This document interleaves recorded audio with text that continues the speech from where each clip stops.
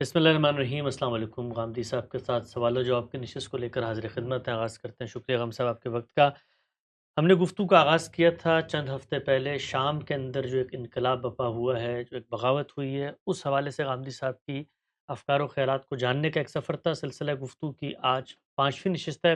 غام صاحب، یہ تو ہم نے جانا کہ اسلام کی ہدایت کے مطابق کس وقت علم بغاوت بلند کیا جا سکتا ہے، انقلاب لانے کے لیے دین اسلام نے کیا کیا حدود و شرائط مرتب کی ہیں۔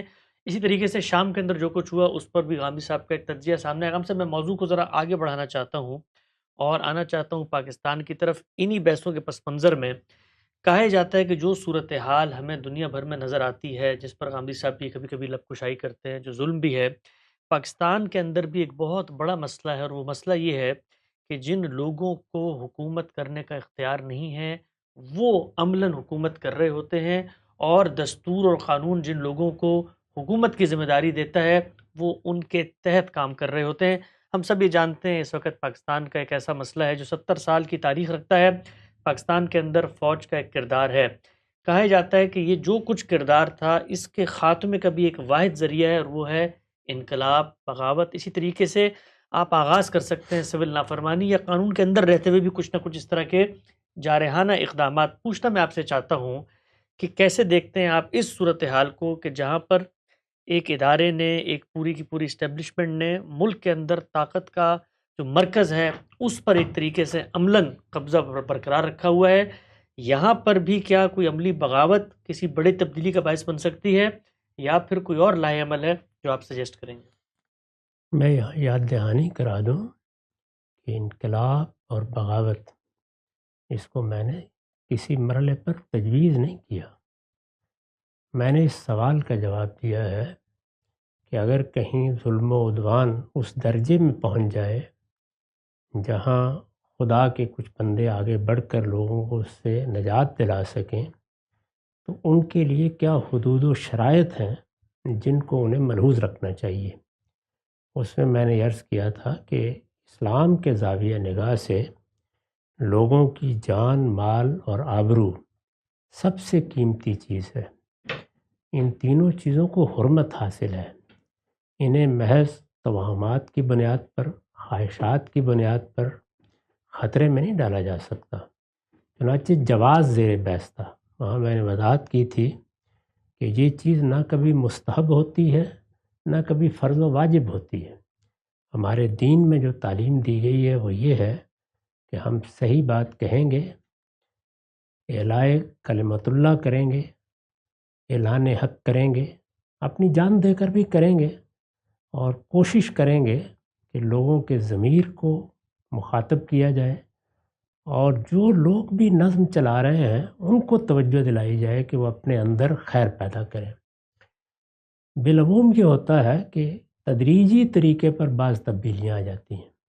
یہ تبدیلیاں بادشاہتوں میں بھی آتی ہیں، یہ تبدیلیاں امیریتوں میں بھی آتی ہیں۔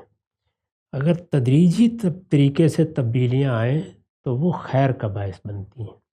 اپنی ذات میں یہ کوئی طریقہ ہی نہیں ہے، اس سے کبھی کوئی خیر برآمد بھی نہیں ہوا۔ چنانچہ اس وقت بھی دیکھیے کہ شام میں جن تبدیلیوں کے بارے میں ہم گفتگو کر رہے ہیں ان کا یہ پہلو تو بڑا خوش آئند ہے کہ ایک ظالم حکومت سے نجات مل گئی، لیکن آگے کیا خطرات موجود ہیں ان کے بارے میں ابھی کچھ نہیں کہا جا سکتا۔ دسیوں کی تعداد میں مختلف جماعتیں ہیں، مختلف لشکر ہیں۔ 23 کے قریب تو وہ لوگ ہیں جن کو ایک جھنڈے تلے جمع کرنے کے بعد آخری اقدام کیا گیا ہے، لیکن یہ نہیں کہ سب کے سب اس علم کے نیچے آ گئے ہیں، اور بھی موجود ہیں، اور جو آئے ہیں وہ اب ان کن شرائط کے تحت کسی نظم کو قبول کریں گے، وہ کن مراحل سے گزرے گا۔ اس میں ہر قدم تلوار کی دھار پر ایک قدم ہوتا ہے، یہ کوئی بہت آسان چیز نہیں ہے۔ تو اس لیے میں نے عرض کیا تھا کہ اگر کسی جگہ ناگزیر ہو اور ایسے حالات پیدا ہو جائیں، کوئی اقدام کرنا پیش نظر ہو، تو پھر اس میں ان چیزوں کا لحاظ رکھیں۔ وہ ایک ایک کر کے میں نے بیان کر دی تھی کہ نان کمبیٹنٹ، غیر مقاتلین کے خلاف ادنیٰ درجے میں کوئی اقدام نہیں ہونا چاہیے۔ ایک متفق علیہ قیادت ہونی چاہیے، اس کو کوشش کرنی چاہیے کہ وہ اپنے ساتھ ان لوگوں کو لے کر اقدام کرے جو اس کی سمع و طاعت کے پابند ہوں، وہ اس طریقے سے اقدام کرے کہ اگر وہ کوئی غلطی کرے یا کسی کی جان مال آبرو کو خطرے میں ڈالے تو وہ ان کا محاسبہ کر سکے۔ اور اس میں نے عرض کیا تھا کہ بالعموم جو تدابیر اختیار کی جاتی ہیں وہ یہی ہے کہ آپ اس جگہ چلے جائیں جہاں کم سے کم پشت سے محفوظ ہو جائیں، اور اگر قریب کی ریاستوں سے آپ کو مدد مل سکتی ہے تو اس کے بغیر اقدام نہ کریں۔ اسی طرح کا معاملہ یہاں ہوا ہے۔ اگر آپ شام میں جو کچھ ہوا ہے اس کو دقت نظر سے دیکھیں، اب بہت سے حقائق سامنے آ گئے ہیں، تو یہ معلوم ہے کہ جن صاحب نے اس وقت اقتدار سنبھالا ہے، پہلے مرحلے میں وہ عالمی سطح پر انقلاب برپا کرنے کے لیے نکلے تھے۔ اس کے پس منظر میں بھی عراق میں جو کچھ ہوا، سعودی عرب میں جو کچھ ہوا، وہی حالات تھے۔ وہ خود یہ بتاتے ہیں کہ انہوں نے اس وقت داعش اور القاعدہ اور اسی طرح کی تنظیموں کی دعوت سنی اور انہی میں سے کسی ایک کا یا دوسری کا حصہ بن کر جدوجہد کرتے رہے۔ پھر ایک وقت آیا ہے کہ ان کے اپنے بیان میں یہ بات واضح ہوتی ہے کہ ان کی فکر میں تبدیلی آئی، سوچنے کے انداز میں تبدیلی آئی۔ اس کو انہوں نے دو نکات میں متعین کر کے بیان کر دیا ہے۔ ایک تو یہ کہ اس وقت کسی عالمی فتح یابی کے لیے اقدام کرنے کی کوئی گنجائش نہیں، یہ حقیقت ان پر واضح ہو گئی۔ چنانچہ جو لوگ عالمی انقلاب برپا کرنے کے لیے کوشش کر رہے ہیں یا عالمی خلافت کی بحالی کے لیے کوشش کر رہے ہیں، اس سے انہوں نے اپنے آپ کو الگ کر لیا۔ اور دوسرے یہ کہ اپنی تمام جد و جہد کا محور و مرکز اپنے ملک میں تبدیلی کو بنا لیا، اور اس مقصد کے لیے بھی انہوں نے کوشش کی کسی ایک علاقے میں، یعنی سرحد کے قریب کسی ایک علاقے میں اپنے آپ کو منظم کریں۔ ان کا لشکر چونکہ بڑا تھا، تو جب آخری اقدام کا انہوں نے فیصلہ کیا ہے تو پہلے یہ کوشش کی کہ سب لوگ ان کی قیادت پر متفق ہو جائیں۔ چنانچہ میں نے عرض کیا کہ 23 کے قریب مختلف گروہوں نے یہ بات مان لی، تو بڑی حد تک ان چیزوں کا لحاظ ہو گیا جو میں اس سے پہلے بیان کر چکا ہوں۔ چنانچہ انہیں کامیابی بھی ہوئی۔ اس کامیابی کے پیچھے بھی علاقائی طاقتیں موجود ہیں اور بین الاقوامی طاقتیں بھی موجود ہیں، یعنی اس میں امریکہ نے بھی اپنا کردار ادا کیا ہے، ترکی نے بھی اپنا کردار ادا کیا ہے، اسرائیل نے بھی اپنا کردار ادا کیا ہے۔ جو علاقائی طاقتیں ہیں وہ بھی پوری طرح اس سارے معاملے میں ملوث رہی ہیں، اور بین الاقوامی طور پر بھی ایک بڑے مقصد کو سامنے رکھ کر یہ اقدام کیا گیا ہے۔ میں اس کے بارے میں یہ گزارش کر چکا ہوں کہ چونکہ ایران نے مذہبی قیادت کے تصورات کو سامنے رکھ کر ایک مزاحمت کا محور بنا دیا تھا، اس میں یمن کے حوثی بھی تھے، اس میں حزب اللہ بھی تھی، اور اس میں خود شام وہ راستہ دے رہا تھا جس سے اسلحہ پہنچایا جا سکے، مدد پہنچائی جا سکے۔ وہ سارا نظام انہوں نے تہس نہس کیا ہے اور بڑے پیمانے پر اقدام کر کے گویا اسرائیل کے لیے راہ ہموار کر دی ہے کہ وہ اپنی حفاظت کا بندوبست بھی کر سکے، اور اگر اپنے مقاصد کے لیے مزید آگے بڑھنا چاہے تو اس میں بھی کوئی بڑی رکاوٹ حائل نہ رہے۔ اسی سے فائدہ اٹھا کر اس نے نہ صرف یہ کہ بفر زون پر قبضہ کیا ہے بلکہ اس سے بھی آگے بعض اقدامات کر لیے ہیں۔ اگر آپ غور کر کے دیکھیں تو جو سیاسی حقائق زمین پر ہوتے ہیں وہ سارے بالکل اسی طرح روبہ عمل ہوئے ہیں جس طرح کہ وہ بالعموم تاریخ انسانی میں ہوا کرتے ہیں۔ ان چیزوں کو سامنے رکھ کر اب دیکھیے کہ کیا یہ جوا کھیلنا چاہیے؟ ہمارا ملک اللہ کی عنایت سے ابھی تک محفوظ ہے، یعنی ایک معاملہ تو ہو گیا کہ دو حصوں میں سے ایک حصہ الگ ہو کے بنگلہ دیش بن گیا، لیکن محفوظ ہے۔ کسی قوم یا ملک کی حفاظت کی ذمہ داری اصلاً کس نے ادا کرنی ہے؟ قوت نے ادا کرنی ہے، اور قوت کا ارتکاز دور حاضر میں اب مختلف لشکروں میں نہیں ہوتا، وہ ریاست کی فوجی میں ہوتا ہے۔ یہ آپ کے علم میں ہے کہ میں فوج کا بیانیہ کے زیر عنوان وہ جو اس کے لیے استدلال پیش کرتے ہیں اس کا پوسٹ مارٹم کر چکا ہوں۔ وہ ایک الگ بحث ہے، لیکن ملک فوج کی قوت سے قائم ہے، اور وہ ایک ناگزیر ضرورت ہے۔ اس کے بغیر اگر ملک کا تصور کیا جائے گا وہ ملک نہیں رہے گا، پھر وہ اسی طریقے سے چھوٹے چھوٹے ٹکڑوں میں بٹ جائے گا جس طریقے سے بدقسمتی سے بعض ممالک تقسیم ہوئے ہیں۔ وہی صورتحال ہم لیبیا میں دیکھ رہے ہیں، اور اس وقت بھی دیکھیے تو شام کے ایک حصے پر جہاں تیل کے ذخائر ہیں امریکہ کا غلبہ ہے، کردوں کے پاس بہت سا علاقہ ہے، اسرائیل نے بہت سا علاقہ لے لیا ہے، تو اس ملک کے بھی بڑی حد تک حصے بکھرے ہو گئے ہیں۔ اس سے اللہ کی پناہ مانگنی چاہیے۔ اس وقت اگر اللہ تعالیٰ کی رحمت اور عنایت کے بعد کوئی چیز ہمارے ملک کی حفاظت کر رہی ہے تو ہماری افواج ہے. ان کے اندر کوئی اختلال پیدا کرنا، کوئی انتشار پیدا کرنا، ان کے اندر بغاوت کی کوشش کرنا، یہ آخری درجے کا جرم ہے. اس میں اللہ کی پناہ مانگنی چاہیے اور کوشش کرنی چاہیے کہ اس طرح کے خلفشار، اس طرح کے اختلال اور اس طرح کے انتشار سے ہماری قوم محفوظ رہے. ہمارے جو حالات ہیں ان میں یہ خواب دیکھنا کہ چشم زدن میں وہاں ویسٹ منسٹر ڈیموکریسی، برطانوی طرز کی یا امریکی طرز کی جمہوریت آ جائے گی، یہ ممکن نہیں ہے. اس کے لیے آپ کو تدریجی طریقے اختیار کرنے ہیں. ان تدریجی طریقوں میں سب سے بڑی چیز کیا ہے؟ میں اس سے پہلے بھی عرض کر چکا ہوں کہ جمہوریت، جمہوری روایات یا جمہوری اقدار وہ اپنے لیے کچھ پری ریکوزٹس رکھتی ہیں. وہ ہر حال میں آپ کو بہم پہنچانے ہوتے ہیں. ان کے بغیر کچھ نہیں کیا جا سکتا. وہی بات جو میں اس سے پہلے علی اور معاویہ کی کشمکش سے متعلق عرض کر چکا ہوں، دونوں ہمارے لیے بہت قابل احترام ہے.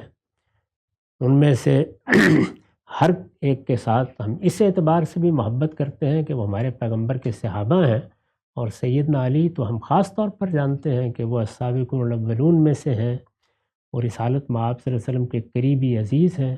رسالت مآب نے ان کو بہت محبت سے پرورش کیا ہے. خود وہ ابتدا میں ایمان لانے والوں میں سے ہیں. وہ ہر مرحلے میں آپ کے ساتھ شامل رہے ہیں. ان کے فضائل و مناقب ایسے نہیں ہیں کہ جن کو نظر انداز کیا جا سکے. بڑی محبوب ہستیوں میں سے ہیں. اس سب کے باوجود میں نے یہ عرض کیا تھا کہ جس وقت آپ جمہوری نظام قائم کرنا چاہتے ہیں یا لوگوں کی رائے کی بنیاد پر کوئی نظم قائم کرنا چاہتے ہیں، تو اس کے لیے جو پری ریکوزٹس ہیں، جو چیزیں پہلے آپ کو پوری کرنی چاہیے، ان کو میسر کریں. اگر آپ ان کو میسر نہیں کریں گے تو پھر انتخاب جمہوریت اور ملوکیت میں نہیں ہوتا. پھر انتخاب ملوکیت اور انارکی میں ہوتا ہے، ملوکیت اور انتشار میں ہوتا ہے. اس میں ملوکیت ہی کا انتخاب کرنا چاہیے. یہی صورتحال ہمارے ملک بھی ہے. یہاں پر بھی اگر انتشار، اختلال اور اس طرح کے انقلابی نعروں کے مقابل میں کسی کا انتخاب کرنا ہو تو فوجی کا انتخاب کرنا چاہیے. اس لیے کہ ہمارے پاس تو اب بادشاہ سلامت نہیں ہے، اور بادشاہ سلامت کسی قبیلے یا عصبیت پر کھڑے ہوتے ہیں. وہ چیز ہم نے ختم کر دی. مجھ سے تو اگر آپ پوچھیں تو میں یہ کہوں گا کہ سب سے زیادہ فطری طریقہ آزادی کے بعد ملیشیا نے اختیار کیا. یعنی انہوں نے اپنے ہاں اس طرح کی جمہوریت قائم نہیں کی، انہوں نے کانسٹیٹیوشنل monarchy کو اختیار کیا، یعنی دستوری بادشاہت کو. ہم وہاں رہے ہیں، 10 سال ہم نے دیکھا ہے. مسلمان قوم کی تاریخ کو، اس کی نفسیات کو پس منظر میں رکھا جائے تو سب سے بہتر نظام وہ ہے.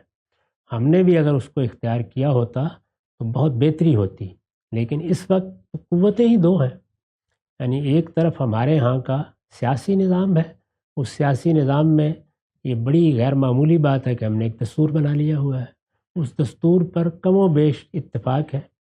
پھر ہمارے ہاں سیاسی جماعتیں کچھ سفر طے کر چکی ہیں، وہ کچھ اقتدار کی تربیت بھی پا چکی ہیں، بڑی حد تک معاملات کو سمجھنے بھی لگ گئی ہیں. ان کے مابین بھی کسی حد تک موافقت کے اسباب موجود ہیں. تو یہ کچھ چیزیں ہوئی ہیں. لیکن اس سب کے باوجود جو چیز جمہوریت کی بنیاد بنتی ہے وہ سیاسی جماعت ہے. تو اگر آپ سیاسی جماعت جیسی کہ ہونی چاہیے، یعنی وہ نیچے سے اوپر اٹھ رہی ہو، اس میں قیادت اسی طریقے سے تربیت پا رہی ہو، اس میں لوگوں کو وہ مواقع دیے جائیں جو ملکوں میں یہ جمہوری طاقتیں چاہتی ہیں کہ ان کو ملیں، یا سیاسی جماعتیں چاہتی ہیں یا سیاسی رہنما چاہتے ہیں کہ ان کو ملیں. لوگوں کو آزادانہ طریقے سے خود ان جماعتوں میں اپنی بات کہنے کا حق ہو. ان کے ہاں لوگ اپنے آپ کو پیش کر سکیں کہ ہم ہیں جو تمہاری بہتر خدمت کر سکتے ہیں. ان میں کسی خاندان، کسی شخصیت کی عقیدت کے جذبات کے بجائے اصول، قاعدے، منشور وہ اصل بن چکے ہوں. اس طرح کی سیاسی جماعتیں ہیں جو جمہوری اقدار کو پیدا کرنے کا باعث بنتی ہیں. ہمارے ہاں بھی سیاسی جماعتوں کے نام پر کچھ گروہ ہیں، وہ کافی حد تک منظم ہوئے ہیں. ان میں سے بعض بہتری میں کچھ آگے بھی بڑھے ہیں، لیکن اپنی حقیقت کے اعتبار سے وہ یا خاندانوں کی جاگیر ہے یا کسی شخصیت کے اسیر ہے. اس سے زیادہ ابھی ہم آگے نہیں بڑھ سکے. اس طرح کی سیاسی جماعتوں کے ساتھ اس کا شدید اندیشہ ہوتا ہے کہ کسی بڑے انتشار کو آپ دعوت دے بیٹھیں گے. چنانچہ اس میں تدریج کے سوا کوئی راستہ نہیں. ایک نقطہ بالکل یعنی واضح یہاں ہر حال میں آپ کو اپنے مقاصد سامنے رکھنے ہیں، دستور نے جو منزل طے کر دی ہے وہاں تک پہنچنے کی صحیح کرنی ہے، لیکن تدریجی طریقے سے اس کو کسی انقلابی طریقے سے حاصل کرنے کی کوشش کی جائے گی تو ہم اپنے ملک کی سالمیت کو برباد کر بیٹھیں گے اور ایسے انتشار کو دعوت دیں گے جس سے پھر صدی 2 صدی تک نکلنا آسان نہیں ہوتا۔ اس طرح کے کھیل نہیں کھیلے جاتے، قوموں کی تقدیر کے ساتھ معاملات ایسے نہیں ہوا کرتے۔ اس وجہ سے میرے نزدیک ہمیں کسی انقلاب کی ضرورت نہیں ہے، صرف یہ ضرورت ہے کہ لوگوں کا شعور بہتر کیا جائے، ان کے سوچنے کے انداز کو بدلا جائے۔ ظاہر ہے جب لوگوں کا شعور آپ بہتر کرتے ہیں تو اس کے مخاطب سیاستدان بھی ہوتے ہیں، علماء بھی ہوتے ہیں، مذہبی رہنما بھی ہوتے ہیں، فوج کے اکابر بھی ہوتے ہیں، فوج میں بھی انسان ہی ہیں۔ ہم نے جب تجزیہ کر کے بتایا تھا کہ اس طرح کے بیانیے ترتیب نہیں دینے چاہیے تو کیا مقصد تھا اس کا؟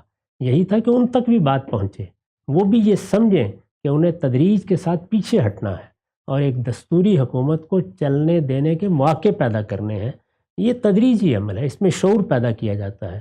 یہ شعور مذہبی رہنما پیدا کرتے ہیں، یہ دانشور پیدا کرتے ہیں اور یہ سیاسی جدوجہد بھی پیدا کرتی ہے۔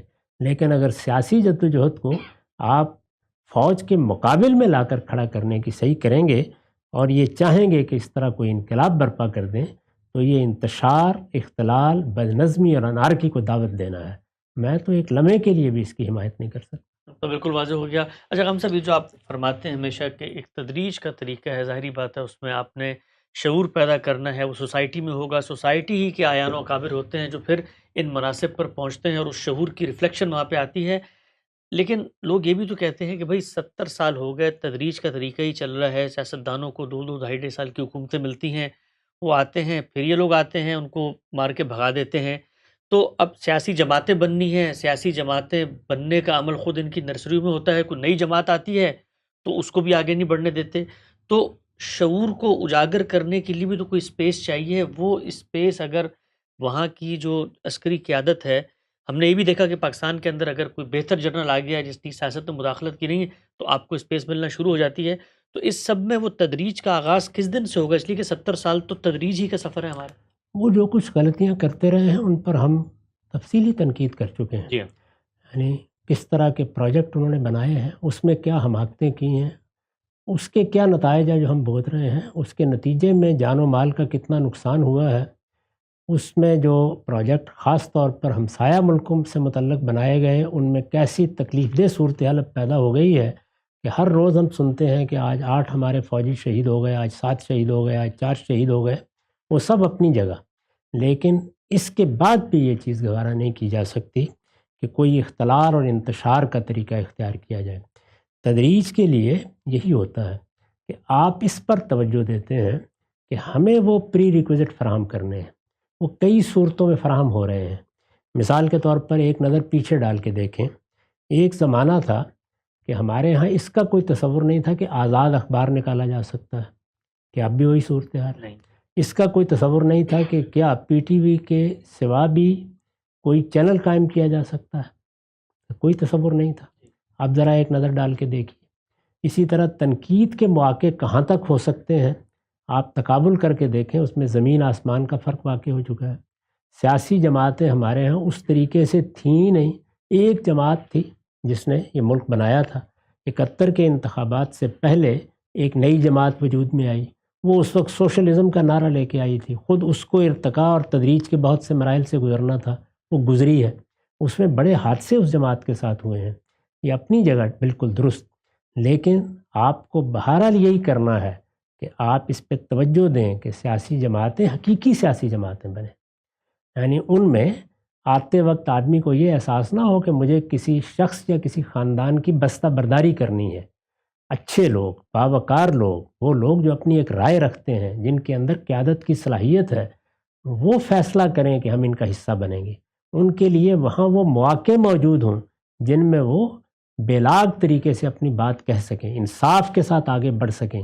خود جماعتوں کے اندر انتخابات کی روایت قائم کی جائے، یعنی وہ انتخابات جن میں اس کا کوئی تصور نہ کیا جا سکتا ہو کہ لوگوں کو کسی خاص طریقے سے ایک جانب ہانکا جا سکتا ہے۔ خود ان کے اندر فیصلے کیسے ہونے چاہیے، ان کے ادارے کیسے فیصلے کریں، بحث کس طریقے سے ہو، یہ سب روایات مستحکم کرنے میں کوئی رکاوٹ نہیں ہے، اس میں کبھی کوئی رکاوٹ ڈالی بھی نہیں گئی۔ تو میرے نزدیک یہ وہ کام ہے جو پہلے مرحلے میں کرنے کے ہیں۔ یہ جس طرح ہوتے چلے جائیں گے اور سیاسی جماعتوں میں ایک خاص اخلاقی وقار آ جائے گا، ان کے یہاں فیصلوں میں جمہوریت آئے گی، ان کے اندرونی ماحول میں ایک دوسرے کا احترام آ جائے گا، تو آپ یہ دیکھیں گے کہ پھر یہ ممکن نہیں ہوگا کہ افواج کوئی پروجیکٹ بنا کے کبھی اس آدمی سے کام لے لیں اور کبھی اس آدمی سے کام لے لیں۔ پھر پوری سیاست ان کے مقابل میں کھڑی ہوگی، لیکن اصولوں پر۔ مقابل میں اس معنی میں نہیں کہ کوئی تخریب کر رہی ہے یا خود فوج میں کوئی انتشار پیدا کر رہی ہے، بلکہ اس جگہ کہ اس کا ایک موقف ہے، اس موقف کے ساتھ اپنی بات استدلال سے کہہ رہی ہے۔ یہ صورتحال ابھی تک ہمارے یہاں پیدا نہیں ہو سکی۔ تو میرے نزدیک بات یوں نہیں ہے کہ ہمیں کوئی کام کرنے کا موقع نہیں ہے، بے شمار کام ہیں جن کے کرنے کے لیے مواقع ہیں، اسپیس ہے، لیکن ہم ان کاموں کو چھوڑ کر جلد بازی میں مبتلا ہوتے اور یہ خیال کرتے ہیں کہ ایک نعرہ ہو لگایا جائے گا، اس کے بعد ہم اقتدار میں پہنچ جائیں گے، اور یا پھر دائیں بائیں مختلف لوگوں کی طرف دیکھتے ہیں کہ کون ہماری مدد کرنے کے لیے آتا ہے۔ یہ بجائے خود فکر و نظر کا افلاس ہے۔ صحیح طریقہ یہ نہیں ہوتا۔ اپنے ملک کی سالمیت کو مقدم رکھنا چاہیے۔ افواج قوت فراہم کرتی ہیں، ان میں کسی انتشار کا تصور بھی نہیں کرنا چاہیے، اور جو کچھ بھی انہوں نے اس ملک میں پچھلے 60-70 سال میں غلط اقدامات کیے ہیں، ان پر شائستہ مہذب تنقید جاری رکھنی چاہیے۔ یہ تنقید ان کو پیچھے ہٹنے پہ آمادہ کرے گی، خود ان کے اندر شعور بہتر کرے گی، اور سیاسی جماعتوں کا اپنے آپ کو مستحکم کرنا، صحیح اصولوں پر استوار کرنا، اپنے اخلاقی مقدمات کو درست کرنا، یہ مزاحمت کی ایک شائستہ قوت پیدا کرے گا۔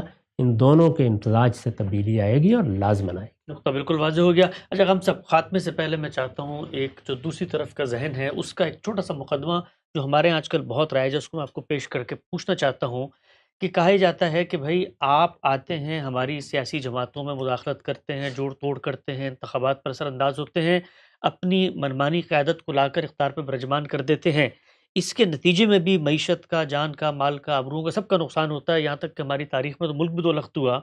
تو آپ جب ہمارے ساتھ یہ جوڑ توڑ کرتے ہیں تو ہم آپ کے ادارے کے اندر یہ تقریب کیوں نہیں کر سکتے کہ بھئی ہم آپ کے بھی من پسند جرنیلوں کو الگ الگ کریں اور اپنی طرز کی جو جرنیل ہیں ان کو اوپر لے کر آئیں اور ان کے ساتھ مل کے ہم حکومت کی خواہش پورا کریں؟ دونوں طرف تو برابر کا معاملہ ہو رہا ہے۔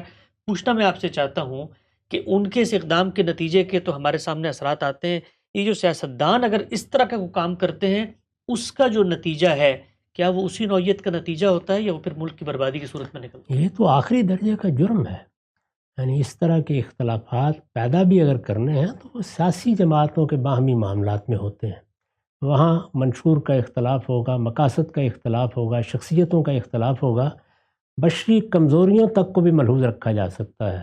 فوج پر ملک کھڑا ہے، اس میں یہ انتشار کیسے گوارا کیا جا سکتا ہے؟ اگر کسی جگہ کسی ملک کی افواج میں اس طرح کی صورتحال پیدا کرتے ہیں، اس کا مطلب تو یہ ہے کہ آپ نے ملک سے ہاتھ دھونے کا فیصلہ کر لیا ہے۔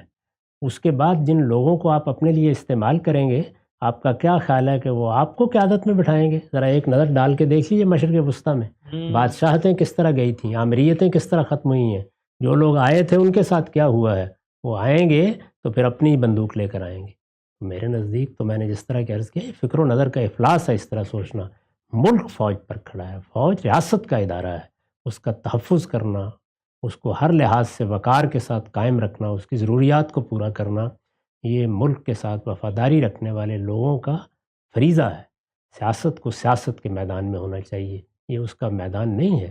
سیاسی جماعتیں آپس میں اپنا نقطہ نظر پیش کریں، اس میں اگر کوئی خرابی ہوتی ہے تو مل کر جدوجہد کریں، آپس میں مذاکرات کر کے وہ متحدہ لائے عمل بنائیں، جس کے نتیجے میں فوج کے پاس اس کی گنجائش نہ رہے کہ وہ کبھی کسی کو اپنا اعلیٰ کار بنا لے اور کبھی دوسرے کو اپنا اعلیٰ کار بنا لے۔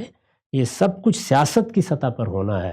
اس کو اس سطح پر کرنے کے معنی تو یہ ہے کہ ہم گویا اپنی قبر خود گور کھود رہے ہیں، اپنے پاؤں پر خود کلہاڑا مار رہے ہیں۔ بالکل واضح ہو گیا۔ غامدی صاحب سے ہم انقلاب کے پس منظر میں گفتگو کر رہے تھے، شام سے ہم پہنچے پاکستان سے سفر کریں گے افغانستان کا، کہ ایک انقلاب خود ہماری یہاں کے رجیم نے وہاں بپا کیا، اور کل کی خبر یہ ہے کہ طالبان کے وزیر خارجہ نے یہ کہا کہ پاکستان ماضی سے سبق سیکھے، اور تاریخ میں پہلی دفعہ پاکستان نے ان انقلابیوں پر فضائی حملہ کیا ہے کہ جن کی آمد کو دیکھ کر ہماری آنکھیں چمک جاتی تھیں۔ اس انقلاب کا کیا نتیجہ نکل سکتا ہے. غامدی صاحب سے زیر بحث لے کر آئیں گے. وقت یہاں پہ ختم ہوتا ہے. دوبارہ حاضر خدمت ہوں گے. اب تک آپ کا بہت شکریہ.